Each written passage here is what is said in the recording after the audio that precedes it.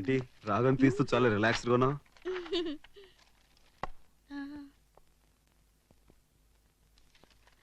చెవ్వేది దాచాను. ఎక్కడా? ఎక్కువసేపు బయట ఉంటే కంపు కొడుతుందని ఫ్రిడ్జ్ లో పెట్టాను. ఫ్రిడ్జ్ లోనా? ఓ మై గాడ్, ఈ పని తెచ్చుంటాడు. శవం చచ్చిపోవడం ఏంటి? నా ఉద్దేశం శవం బిగిసిపోయి ఉంటుందని అంతే.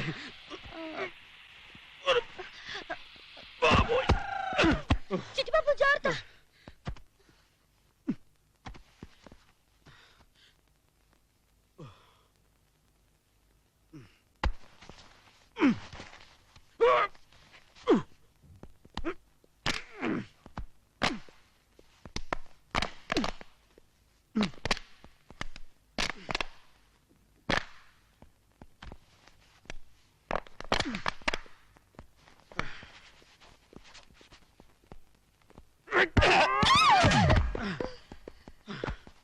అమ్మాయ్యా, మమ్మల్ని చంపింది కదా ఈ శవం.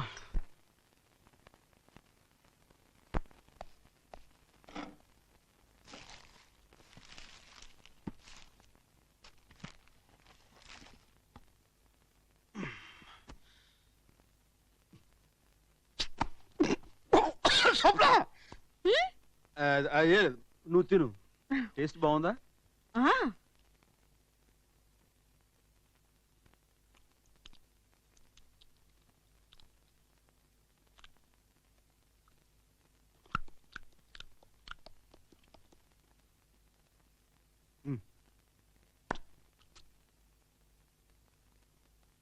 అవును, చీకటైతే దెయ్యాలు తిరుగుతాయంట, నిజమేనా?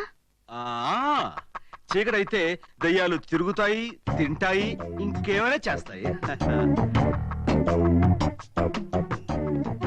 ఇలాంటి టైంలో కరెంట్ పోతే ఇంకేమైనా ఉందా? కరెంట్ పోయింది. అవును, చెప్పాగా చీకటి పడితే దయ్యాలు వాటి ఇష్టం బిహేవ్ చేస్తాయని. ఇప్పుడు చూడు, తెగ తింటది. ఏమన్నా నువ్వు వచ్చే ఎలా తింటదో అక్కడ ఆడిపోయినా పర్వాలేదులే. పాపం తిండి ఎంతపోయింది. అదే నా ఉద్దేశం.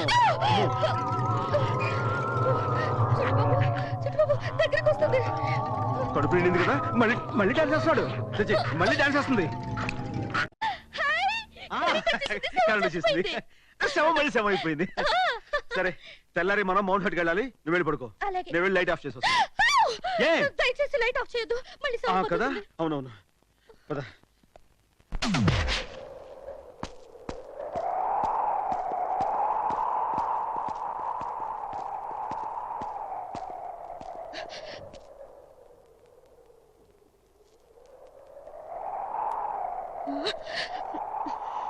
చిట్టిబాబు, ఇది ఎన్ని వేల అడుగుల లోతుంటుంది? సుమారు 5-6 వేల అడుగుల లోతుంటుంది.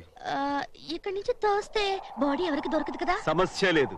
ఎప్పుడైనా ఆర్ క్లాస్ గా డిపార్ట్మెంట్ వాళ్ళ తవ్వకాలు బయటపడితే పడచ్చు. న్యూజిలాండ్ లో ఇండియన్ బాడీ ఏంటో అని వాళ్ళే కన్ఫ్యూజ్ అయి చేస్తారు. నమ్మాలకి ఎందుకు చెప్పు.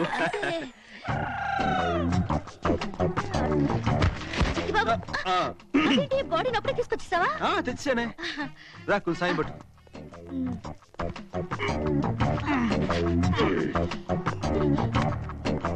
ఏదో కింద పడింది. చచ్చాడు. ఇదేదో పర్సులో ఉంది. ఇందులో ఐడెంటిఫికేషన్ కార్డు కూడా ఉంది. ఓ మై గాడ్, ఇది గనక పోలీసులు దొరుకుంటారా నీ పని ఫినిష్ అయిపోయేది. చాలా మంచి పని చేసావు. వెళ్ళు, సాయం పట్టు.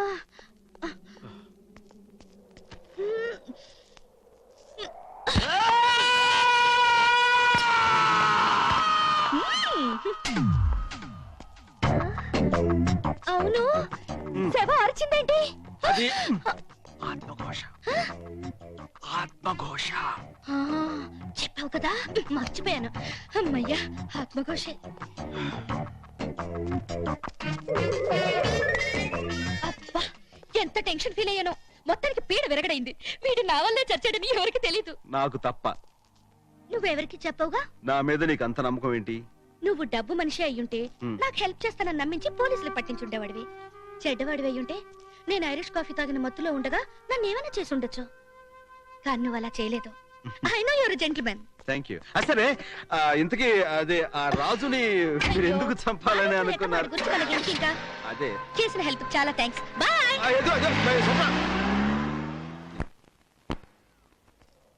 గోపాల్ గోపాల్ రే గోపాల్! మై గాడ్, నిజంగా స్లిప్ అయిపోయా. బా టెన్షన్ పెట్టావు కదరా. ఏమైనా నువ్వు చేసిన ఈ హెల్ప్ కి చాలా థ్యాంక్స్ రా. రా వెళదాం.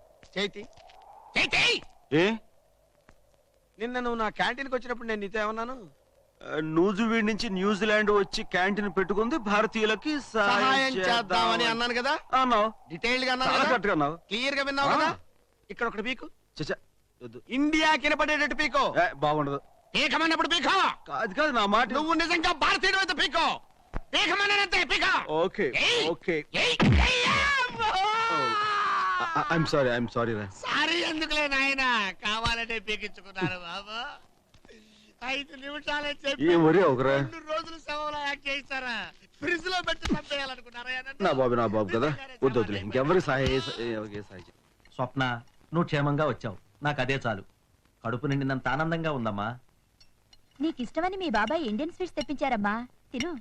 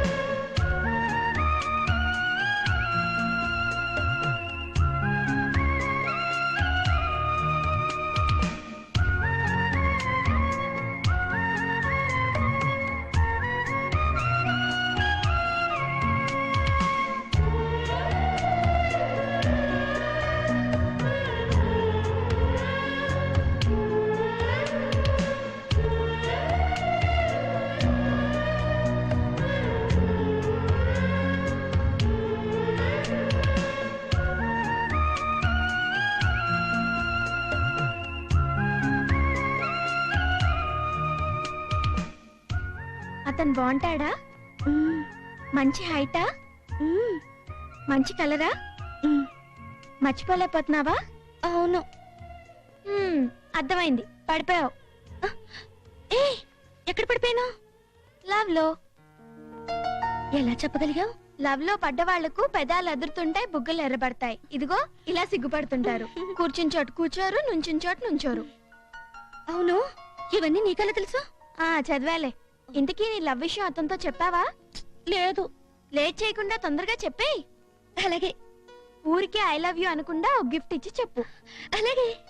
ఇన్ని ఐడియాలు ఇచ్చి నాకు కూడా గిఫ్ట్ ఇచ్చుకో. అలాగే. Thank you.